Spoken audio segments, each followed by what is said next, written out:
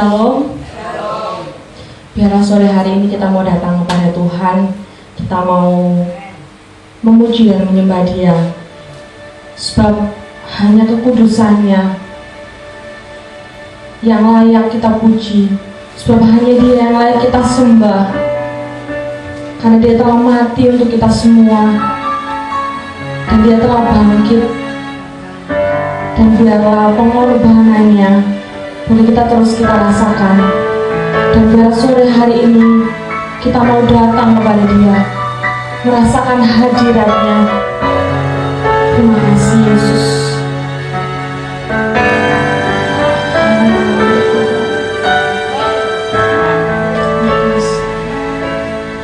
Ku datang Tuhan dalam hadirat-Mu,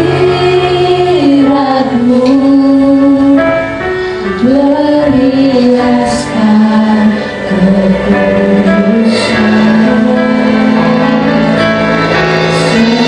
Seluruh surga sujud menyembah-Mu. Ku tersungkur dan berserah. Ku datang Tuhan dalam hadirat-Mu,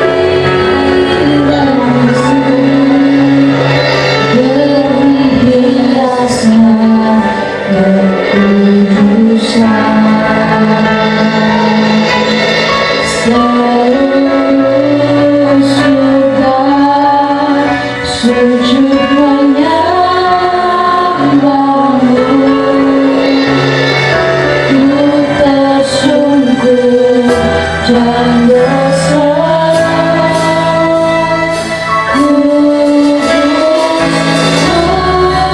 kuduslah, kuduslah Tuhan, Allah semesta alam. Kudus, kuduslah,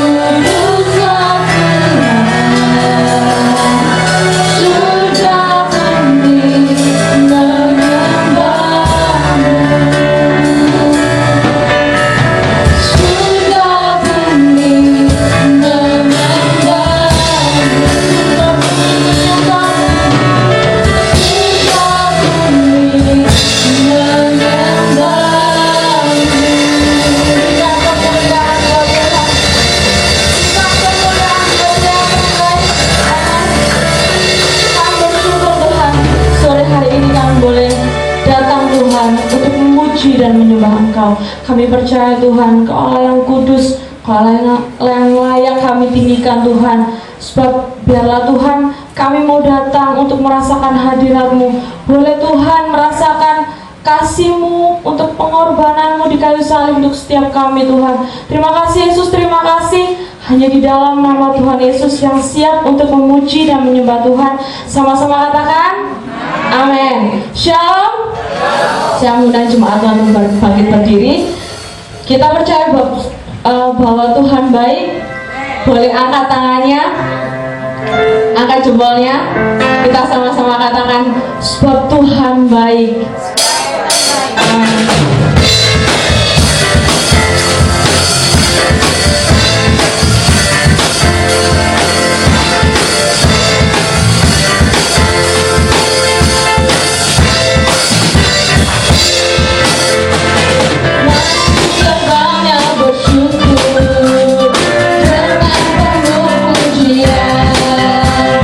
Bersuka di hadiratnya dan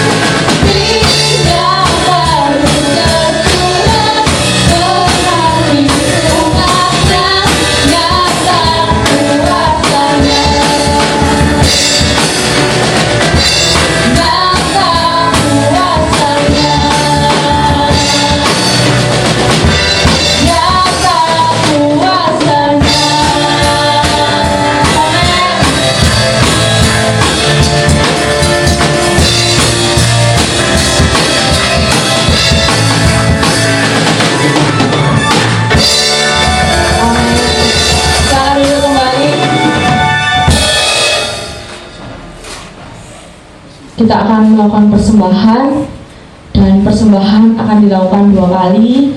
Yang pertama adalah persembahan untuk wajib untuk setiap bulannya, dan yang satunya untuk kolekte seperti biasanya. Saya mengundang petugas persembahan dan pendoa untuk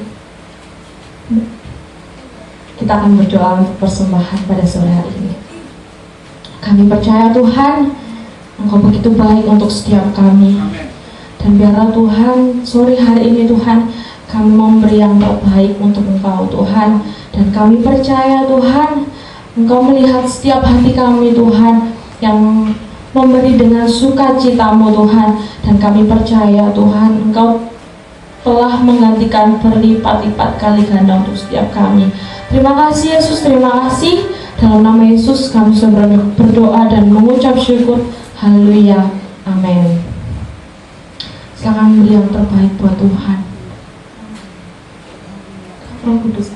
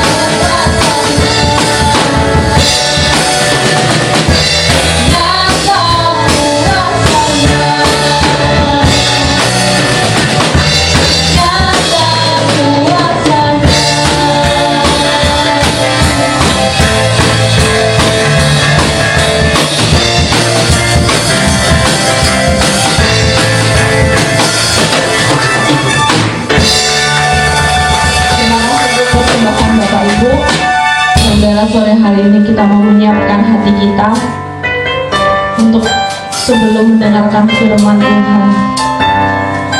Sebab kami percaya Tuhan, kami hidup oleh anugerah-Mu Tuhan, dan karena pengorbanan-Mu Tuhan, kami boleh ada sampai hari ini Tuhan. Terima kasih Yesus.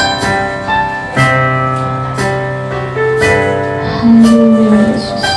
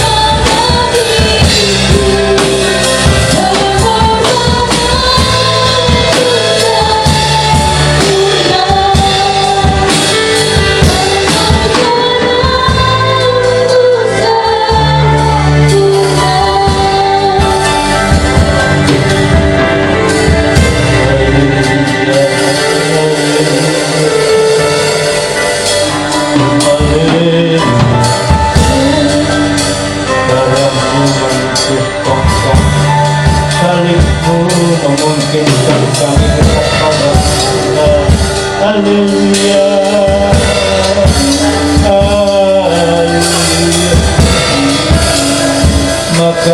Yesus, haleluya. Makasih Bapa, makasih Tuhan.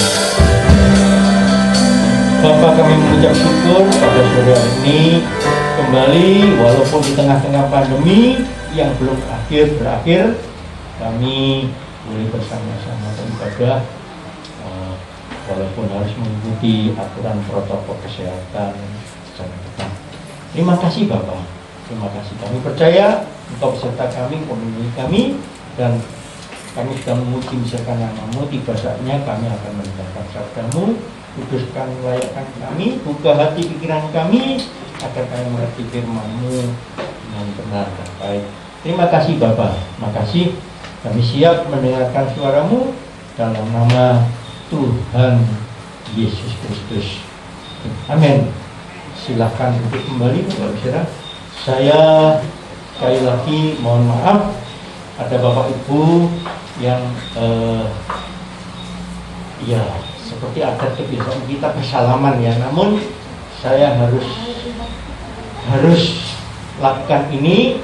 Saya bukan tidak mau bersalaman, tapi kita mengikuti protokol kesehatan. Jadi kami hanya menempatkan tangan di atas dada, atau kalau mau ya gini ya, minta maaf karena itu peraturan pemerintah ya. Karena kenapa? Kita harus tetap menjaga, dan saya berharap duduknya jangan berdekatan ya, harus berjarak 1 meter ya. Dan biasanya sih kalau di tempat kami anak-anak belum boleh. Minta maaf, ini harus saya katakan ya, anak-anak belum boleh karena kalau diperiksa oleh petugas dari Dimas Kristen dan sebagainya, nanti kita disalahkan ya. Dan jangan sampai gereja ditutup. Tolong Daniel, itu diperhatikan, jarak itu harus diperhatikan, masker harus dipakai, kemudian bersalaman nggak boleh ya. Kalau perlu begini atau ya ini ya, karena kalau sampai, dan nanti setelah ibadah saya sampaikan. Baik, mari Bapak Saudara, saya ajak Bapak membaca dalam Alkitab kita 1 Samuel pasal 22. 1 Samuel 22, kita akan baca ayat 1 dan ayat yang kedua. Surat 1 Samuel pasal 1 Samuel pasal 22 ayat 1 dan ayat 2. Mari, kalau sudah ketemu, mari kita baca sama-sama. 2, 3. Lalu Daud pergi dari sana dan melarikan diri ke Gua Adulam. Ketika saudara-saudaranya dan seluruh keluarganya mendengar hal itu, pergilah mereka ke sana mendapatkan dia. Berhimpunlah juga kepadanya setiap orang yang dalam kesukaran, setiap orang yang dikejar-kejar tukang piutang, setiap orang yang sakit hati, maka ia menjadi pemimpin mereka. Bersama-sama dengan dia ada kira-kira 400 orang. Amin. Sampai sedemikian jauh pembacaan firman Tuhan. Bapak Ibu dan saudara Tuhan,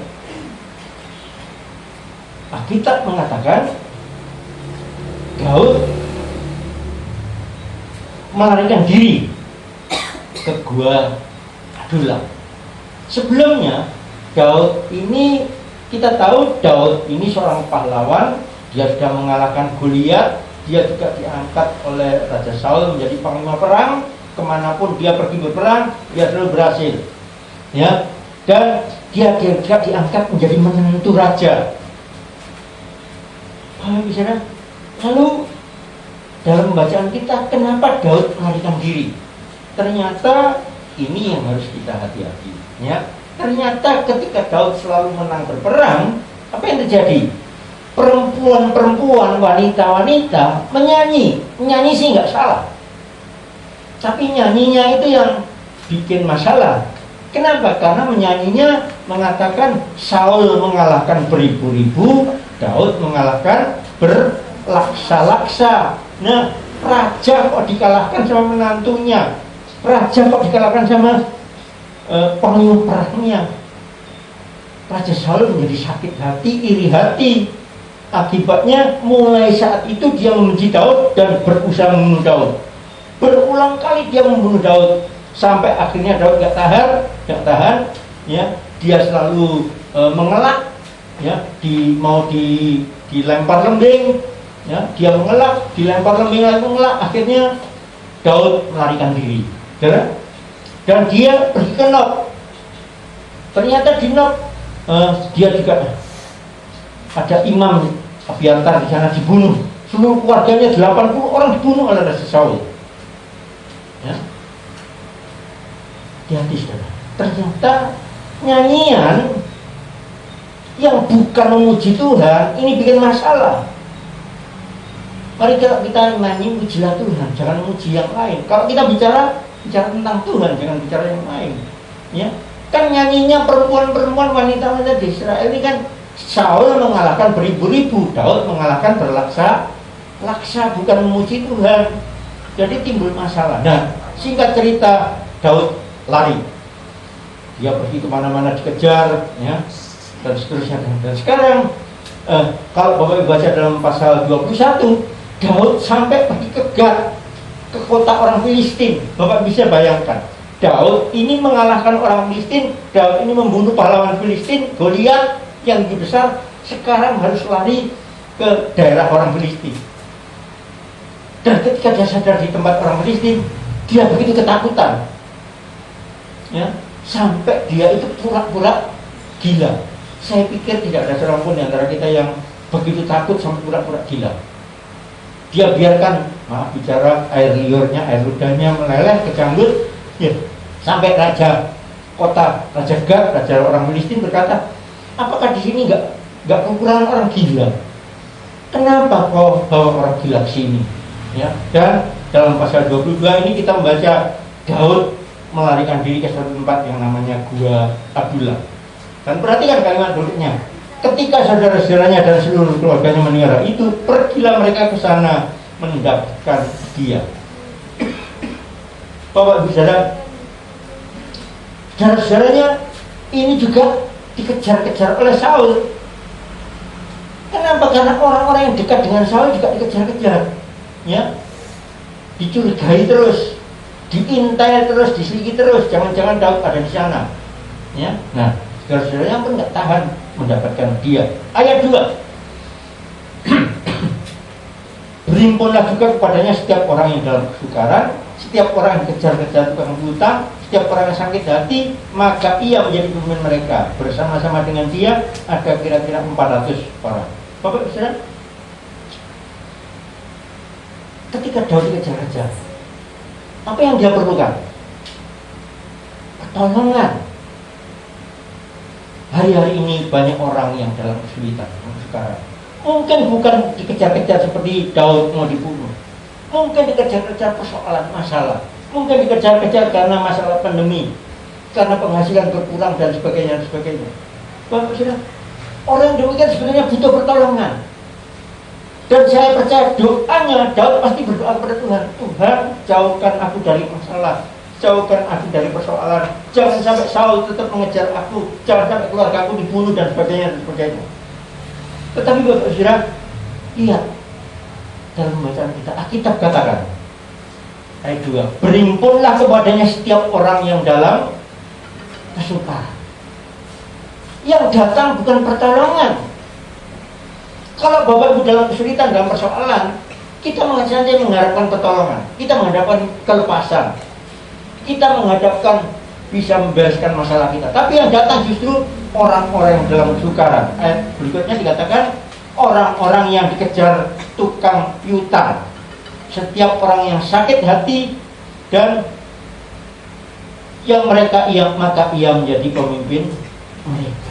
Jadi Bapak Saudara, orang yang datang bukan penolong, orang yang datang bukan orang yang bisa membereskan masalah Daud, tapi justru orang-orang yang juga bermasalah. Ya, dikatakan di sini orang-orang yang dalam kesukaran, orang-orang yang dikejar-kejar tukang piutang, setiap orang yang sakit hati.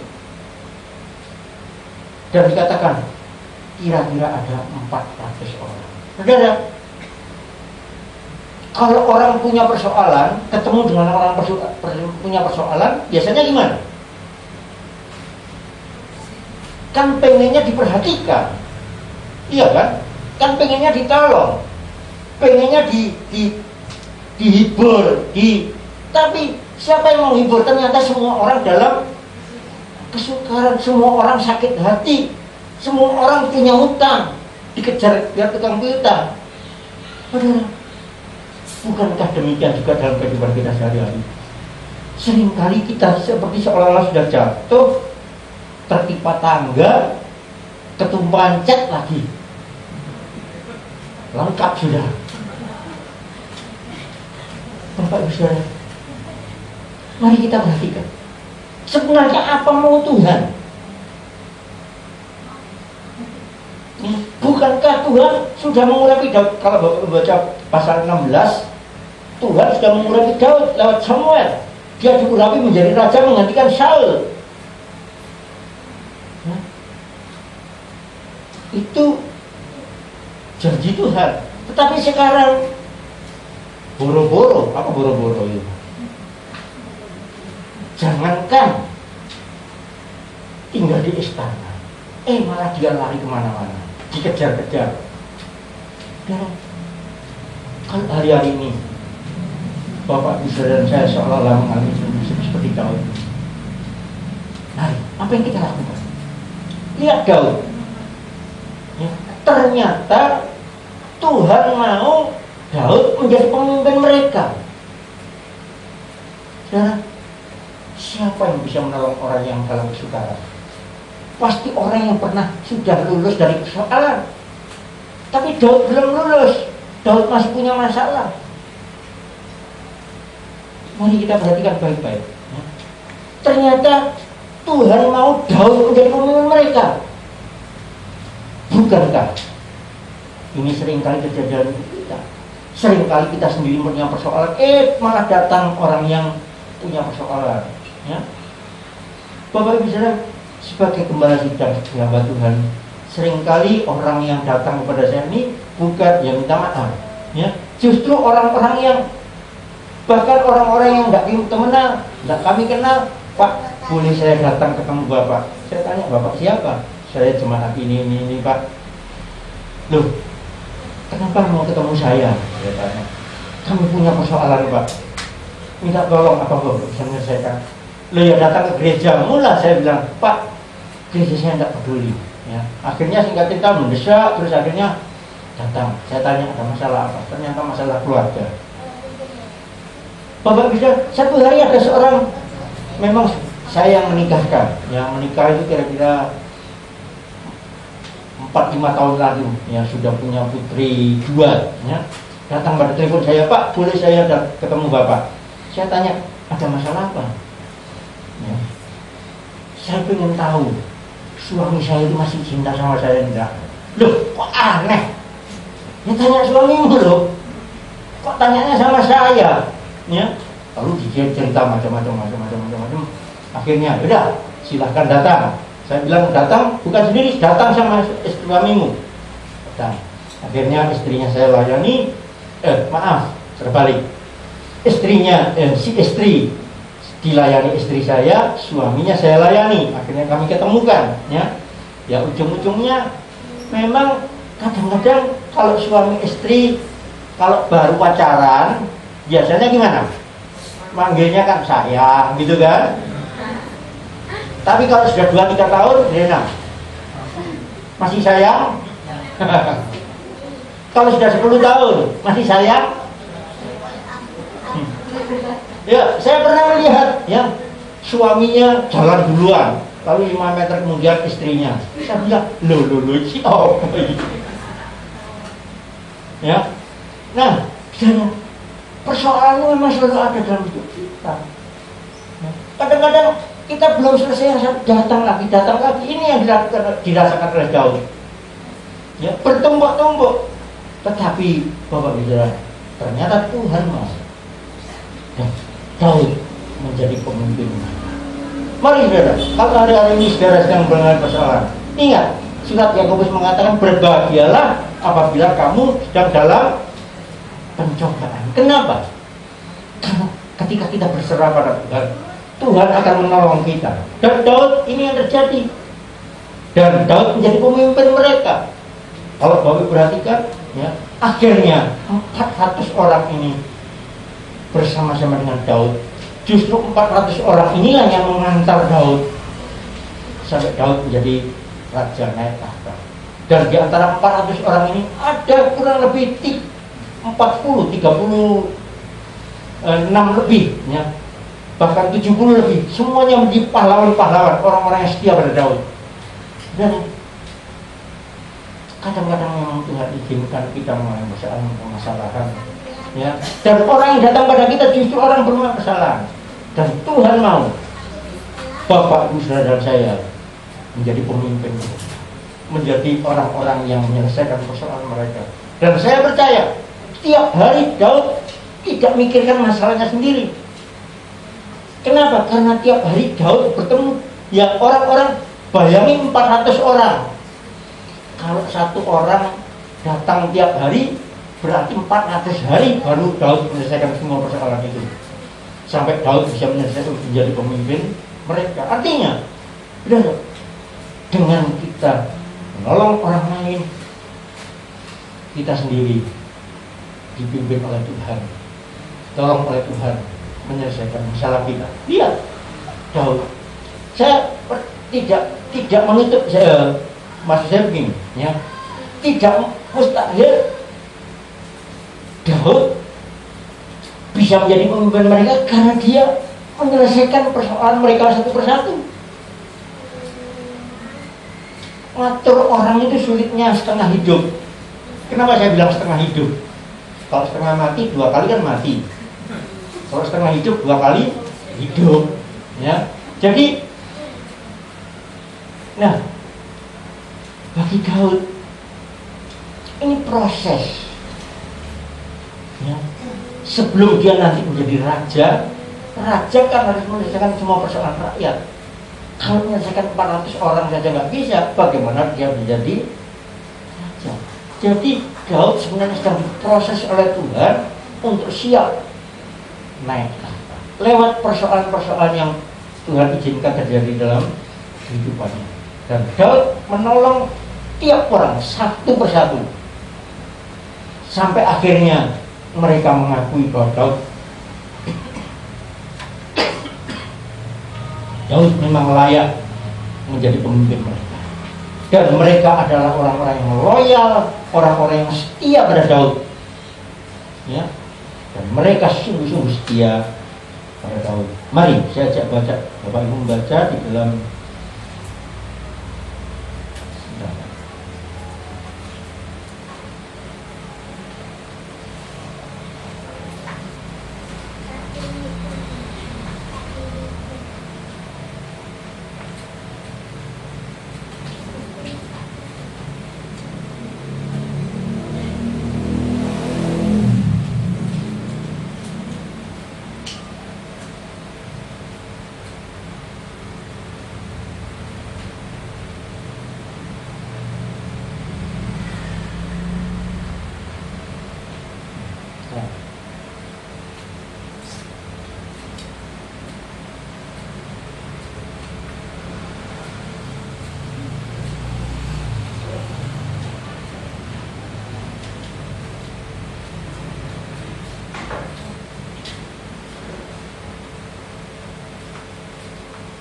Dua Samuel pasal 23. 2 Samuel pasal 23